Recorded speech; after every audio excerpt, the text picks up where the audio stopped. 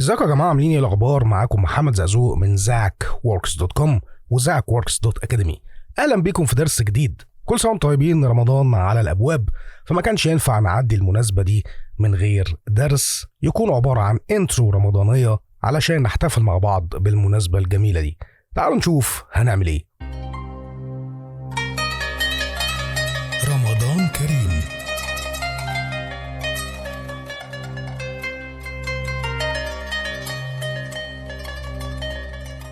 حابب بس قبل ما نبدأ الحلقة اني اقول لكم على خبر جامد جدا، ان النهاردة عاملين خصم 70% على كل كورسات الأكاديمية والورش اللي فيها. كورس الموشن جرافر، ورشة نيكست، ورشة فيروس، كل الكلام ده عليه خصم 70%. انت متخيل؟ يعني الباكج بتاعت زاك ووركس كلها اساسيات الافتر افكتس من الصفر الى الاحتراف، اكتر من 50 بروجكت. ده غير كمان انك هتعمل برومو لعربية اودي Q7، وكمان هتعمل منظر للزومبي جامد جدا.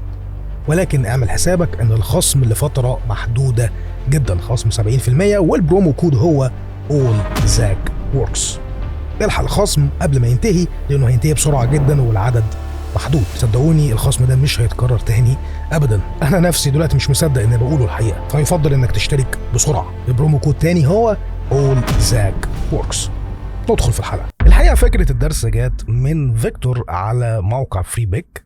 ده الفيكتور اللي انا خدت منه الفكرة، وده كمان الفيكتور اللي انا خدت منه الفوانيس او مجموعة الفوانيس اللي في الدرس بتاعنا اللي هي هنا. والفي اف اكس او الشوك ويف اللي ورا دي اللي هي عبارة عن شوك ويف عادي جدا. كل البروجكت فايلز هتلاقوها في الديسكريبشن، تقدروا تحملوها. يلا نبدأ على طول ونشوف هنعمل الكلام ده ازاي. طبعا بعد ما حملت الفيكتور حولته على برنامج الفوتوشوب علشان افصل بعض الاليمنتس اللي انا محتاجها في شغلي على الافتر افكتس. فبرضه هتلاقوا ملف البيس دي موجود في البروجكت فايلز في ديسكريبشن الفيديو. فتعالوا نعمل كومبوزيشن، نيو كومبوزيشن، وهنسمي الكومبوزيشن دي وليكن رمضان 2023 1920 في 1080، وفريم ريت ممكن نخليه 30 و15 ثانية. حلو جدا، اوكي. وبعد كده هجيب البي اس دي بتاعي. لو حابب تاخد اللايرز بتاعته من هنا مفيش مشكلة، فنيجي ناخد وليكن مثلا الباك جراوند بتاعتنا دي، وبعد كده ناخد الفيكتور التاني نحطه فوقيها بالشكل ده، وبعد كده ناخد الفيكتور التالت ونحول اللايرز دي كلها ل 3D. وبعد كده نعمل لاير نيو كاميرا ونخلي الكاميرا دي 50 ملم وندوس على اوكي. وبعد كده نعمل لاير نيو نول اوبجكت ونحول النول اوبجكت ده ل 3D ونربط الكاميرا بيه من البيرنت تول بالشكل ده عشان نعرف نتحكم فيها من خلال النول اوبجكت بكل سهولة. بعد كده هعمل لاير نيو سوليد وهسمي السوليد ده بي جي او باك جراوند ميك كومب سايز وادوس على اوكي وهنزله تحت، واحط عليه افكت جنريت جريدينت رامب عشان اقدر اتحكم في الالوان بتاعته بكل سهولة. بعد كده هاجي عند بروجكت وهجيب رمضان 2 الشيب الجميل بتاعنا ده، وهتلاقوه برضو في الديسكريبشن. هنزله في الكومبوزيشن بتاعتي، وبعد كده بقى هبدأ احرك كل اللايرز دي. ممكن نخفي دول عشان نبدأ في الحركة بتاعتنا. وزي ما احنا متعودين مع بعض في كل الدروس بتاعتنا ان احنا مش هنتقيد بالنتيجة النهائية بتاعت الدرس، احنا هنلعب مع بعض ونشوف النتيجة في الاخر هتطلع عاملة ازاي. ان شاء الله اكيد هتطلع احلى كمان من نتيجة الدرس. هندوس على اس على الكيبورد عشان اجيب السكيل، وبعد كده هدوس على شيفت ار عشان اجيب روتيشن، واعمل كي فريم للسكيل وللزي روتيشن، واخد الكي فريمز دي احطها هنا مثلا. وبعد كده السكيل بتاعنا هكبره شوية، يعني حاجة زي كده 105 كويس. والزي روتيشن هحركه شوية صغيرين كده بالشكل ده، يعني حاجة بسيطة قوي. واخد الاتنين كي فريمز دول هدوس عليهم F9 عشان اخليهم سموث، او ممكن كليك يمين كي فريم اسيستنت ايزي ايز، وزي ما احنا شايفين الشورت كات بتاعها F9. وبعد كده هدوس على T عشان اجيب الاوباسيتي واعمل لها برضو كي فريم.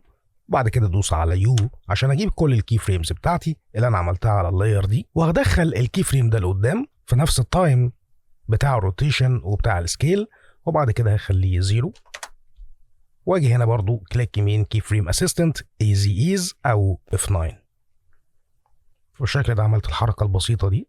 وهاجي هنا بقى عند الفيكتور ده اللي هو رقم 2، هاجي ادوس على R عشان اجيب برضو الزيرو روتيشن، وهعمل نفس الكلام برضو كي فريم وهنا كي فريم، وهاخد بقى الكي فريم ده المره دي لحد الاخر، وهدوس على السهم ده علشان اجيب الكي فريم الاخير واحركه شويه بالشكل ده، يعني حاجه زي كده، مش محتاج اكتر من كده دلوقتي. وممكن اخد الاوباسيتي دي وادوس كنترول سي، واجي هنا على اللاير ده هدوس كنترول في عشان انسخ نفس الاوباسيتي، ولكن ممكن اعمل اوفست لللاير ده لقدام شويه عشان يظهر بعد ما يظهر اللاير اللي قبليه. واعمل نفس الكلام برضو هنا، ممكن بقى اخد الكي فريمز دي كلها كوبي، وبعد كده هاجي هنا هاجي في اول اللاير وادوس كنترول في عشان يبقى نفس الحركه بالظبط بالشكل ده.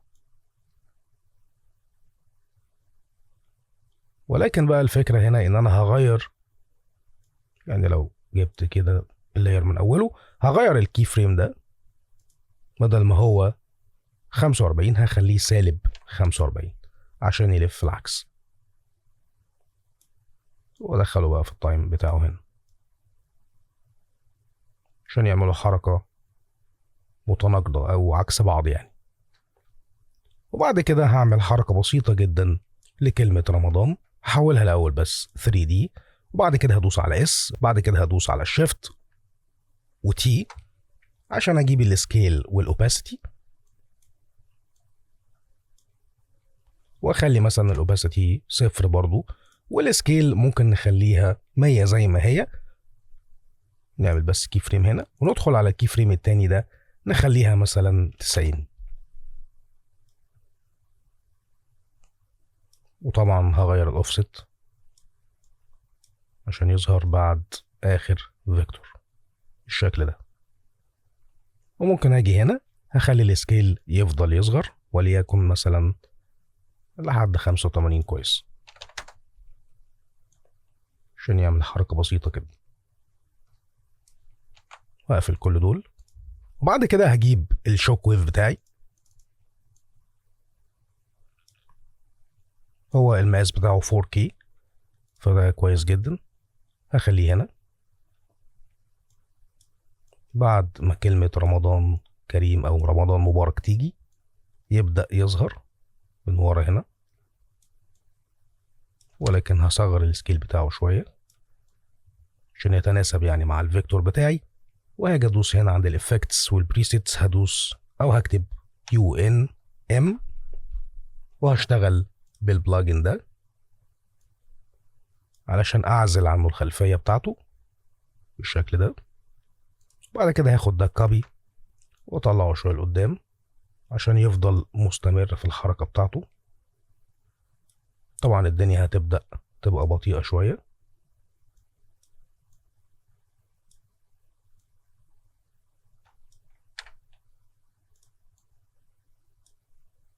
ممكن ننزل هاف ريزولوشن عشان نشوف اسرع شوية بالشكل ده. وممكن اخد كوبي تاني او كنترول دي وبعد كده كنترول دي تاني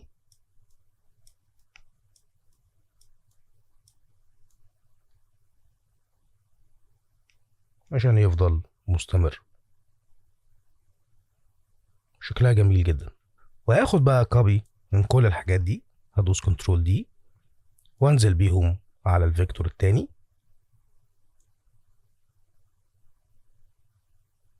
بعد كده هاجي اخد من البروجكت فايلز بتاعتي الفانوس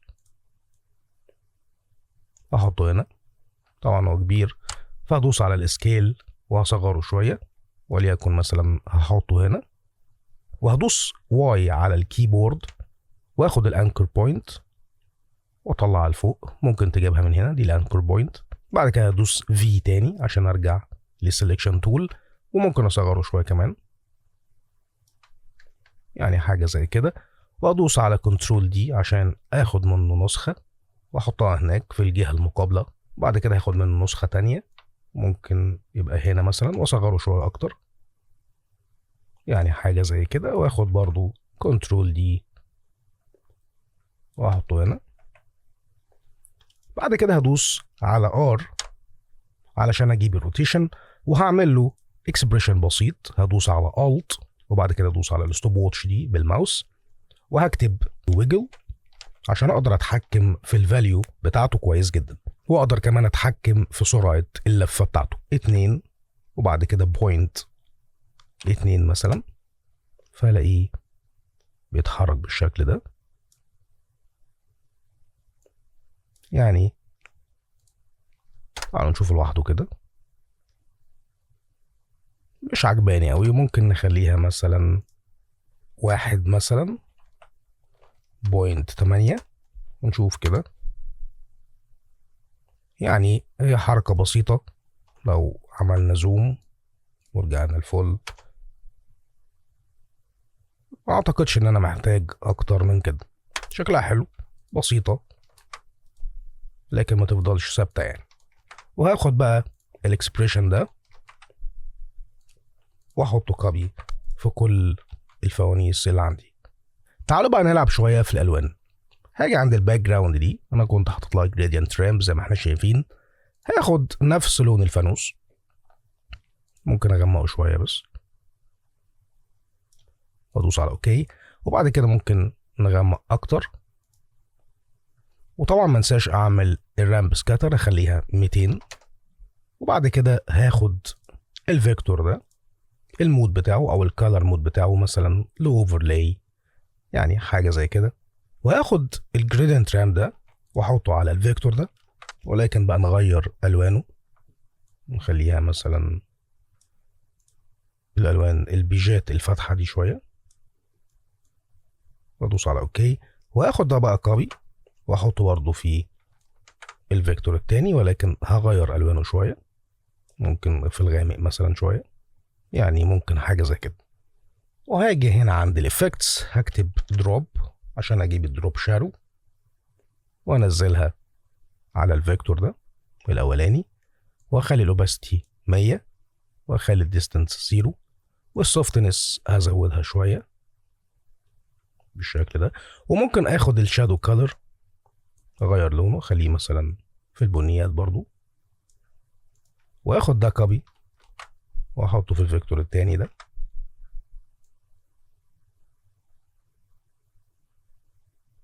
ممكن اخد نفس الجريدينت او نفس اللون هحطه على الشوك ويف، شكله حلو جدا.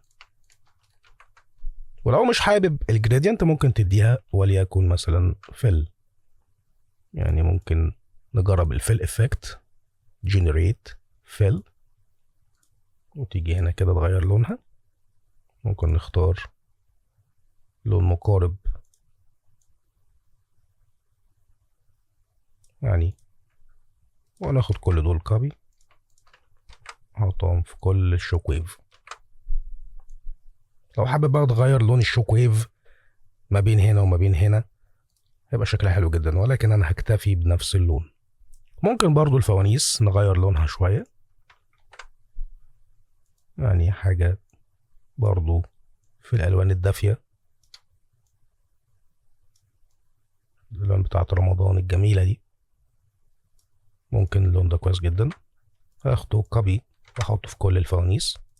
مش عاجبني قوي اللون الباك جراوند بتاعت رمضان اللي هي دي، ممكن نبدل، يعني ممكن ناخد اللون ده كوبي نحطه في اللون اللي تحت ده، يعني نبدل.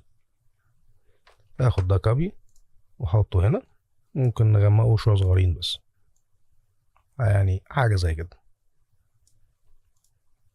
ممكن الشادو نخليه نسخة تانية او دوبليكيت. ممكن اخد برضو الشوك ويف دي كلها اخليها 3D، ودول كمان،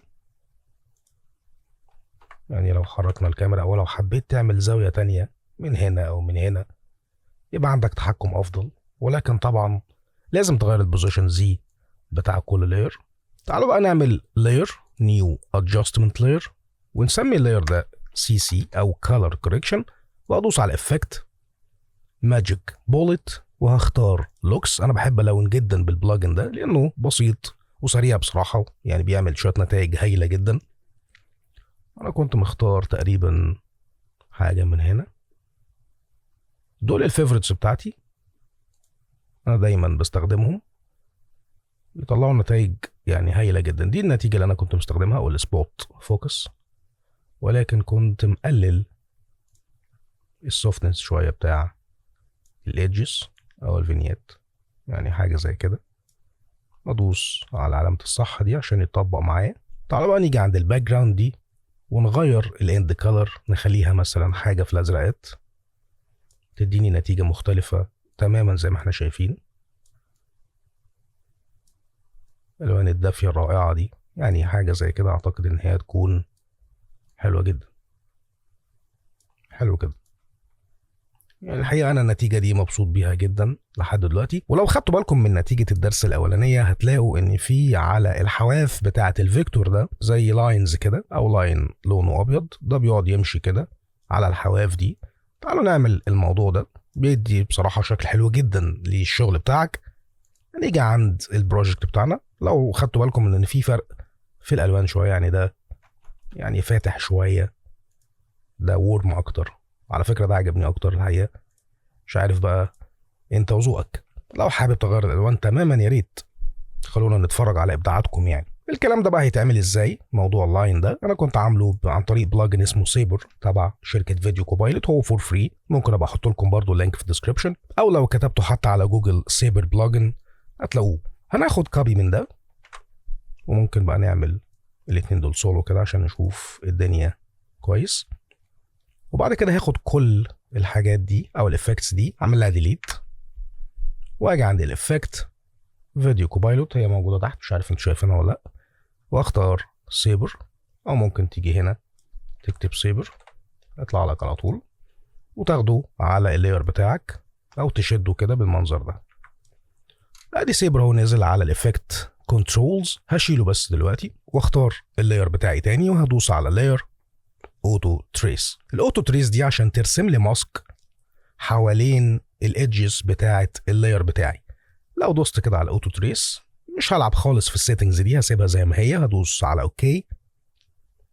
زي ما احنا شايفين هو رسم لي زي ماسك كده، او يعني حاجه بالبين تول، ولكن بطريقه اوتوماتيك. طبعا انا مش هقدر ارسم الكلام ده كله، فموضوع اللاير اوتو تريس بيسهل جدا الحكايه دي. وبعد كده هفتح بقى السيبر تاني، طبعا مفيش اي حاجه حصلت خالص، وده لاننا لازم نغير السيتنجز هنا. من الالفا مود هختار ماسك كور او ماسك جلو عشان يقفل لك اللاير. يعني لو خدنا بالنا ان اللاير كان بره خالص، فلو احنا اخترنا مثلا الماسك كور او الماسك جلو هيدخل لك الجلو جوه اللاير بتاعك. ويفضل كمان ان انت تيجي تعمل هنا من المود تخليه سكرين. طب دلوقتي بقى انا عايز اخلي السيبر دي او اللاين الابيض الغريب ده عايز ادخله على الماسكس. هعمل ايه في الحكايه دي؟ هنعرف دلوقتي مع بعض هنعمل الكلام ده ازاي.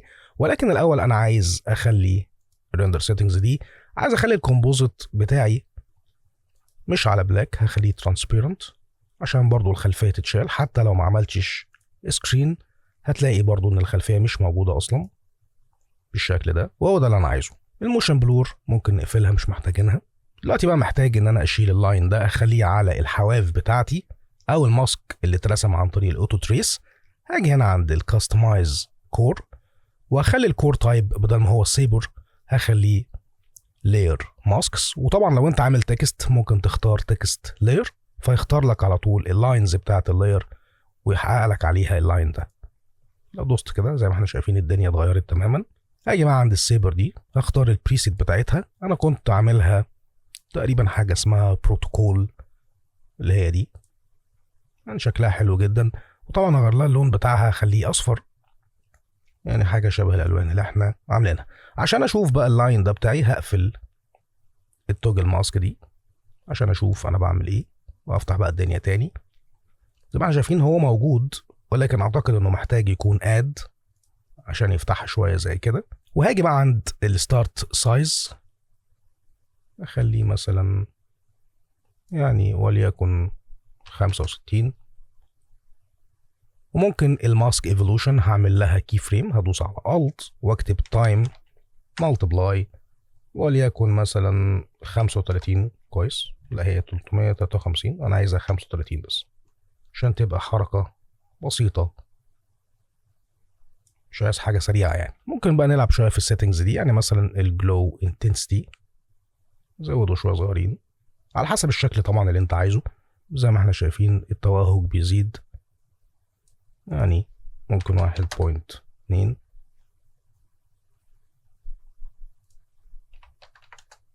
اعتقد ان كده كويس. وممكن كمان الاند سايز هخليها مثلا 75. هنشوف كده الحركة بتاعتنا عاملة ازاي.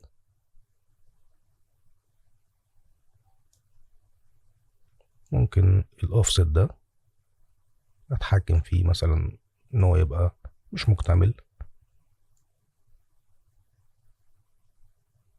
والاند والستارت نخليها ارفع شوية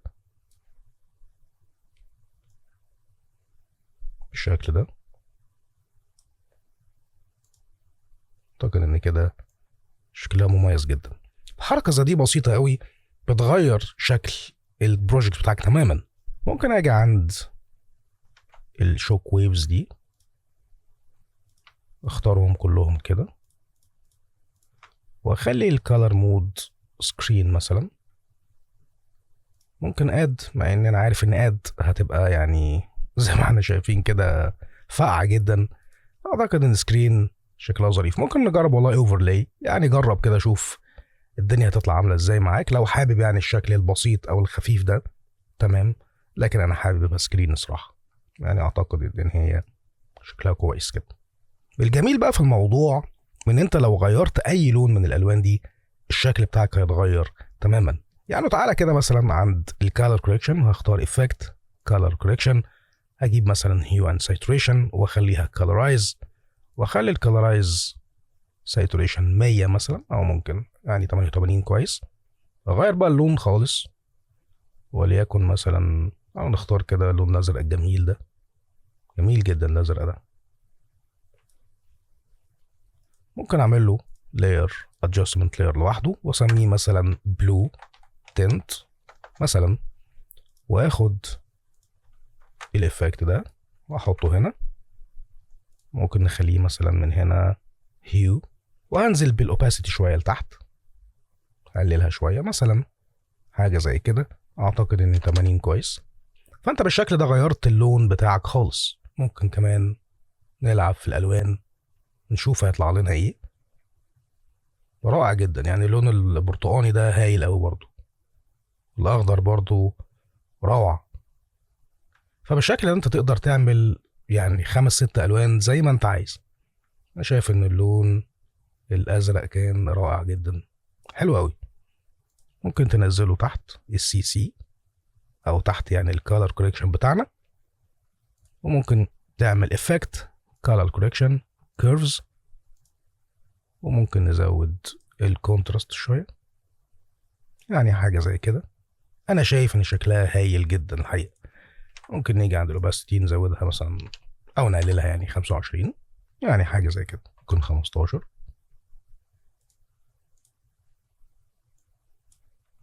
حلو جدا. وطبعا بقى لو عايز يعني مزيد من الابداع في البروجكت بتاعك، كنا عاملين درس من فتره كبيره برضو لرمضان، يعني كان برضو في احد مناسبات يعني او في احد السنين. كنا عاملين كلمه رمضان كريم، كنا بنكتبها كده لكنها مكتوبه كتابه يعني. فلو عايز برضو ترجع للدرس ده هتلاقوه على التشانل. لو حابب يعني ان انت الكلمه بتاعت رمضان مبارك دي تتكتب حرف حرف اكن هي بتتكتب بقلم كده، يبقى برضو شكلها حلو جدا يعني. ولكن انا هكتفي بالنتيجه دي لحد دلوقتي لان انا معجب بيها جدا الحقيقه. بس بعد الريندر ده نشوف الشكل هيبقى عامل ازاي. يعني جميله جدا. طبعا الستروك اللاين اللي بيتحرك ده روعه، عامل شكل يعني بروفيشنال قوي. عجباني النتيجه جدا الحقيقه.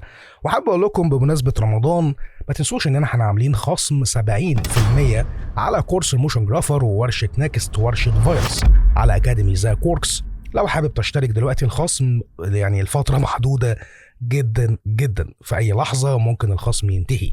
فلو عايز تلحق الحكايه دي وعايز تدخل وتقتحم مجال الموشن جرافيكس، احنا بنتكلم في كورس الموشن جرافر على اكتر من 50 درس او اكتر من 50 تطبيق، وبنتكلم في 24 او 25 ساعه شرح متواصل. ده غير طبعا ورشه نكست اللي تقدر تعمل بيها اعلان العربيه، او لو حتى مش حابب ان انت تعمل اعلان عربيه ممكن تغير العربيه تخليها طياره مثلا، انت وابداعك واحساسك الفني. وطبعا ورشه فيروس بتتكلم بقى عن الزومبيز والاكشن والكلام ده. شويه معلومات من الاخر قويه جدا هتفيدك جدا في مجال الموشن جرافيكس لو عايز تحترف وتدخل النكست ليفل او المستوى المتقدم. وطبعا اكيد يشرفنا انضمامك لينا في اكاديميه زاك ووركس. لو حابب تحصل على الخصم، البرومو كود هو اول زاك ووركس، وتقدر تدفع من خلال فوري او فودافون كاش او فيزا او ماستر كارد او اي محفظه الكترونيه. وبكده يكون درس النهارده الحمد لله خلص على خير. اشوفكم باذن الله في دروس جديده جايه ان شاء الله، وفي مفاجآت احسن بكتير من كده كمان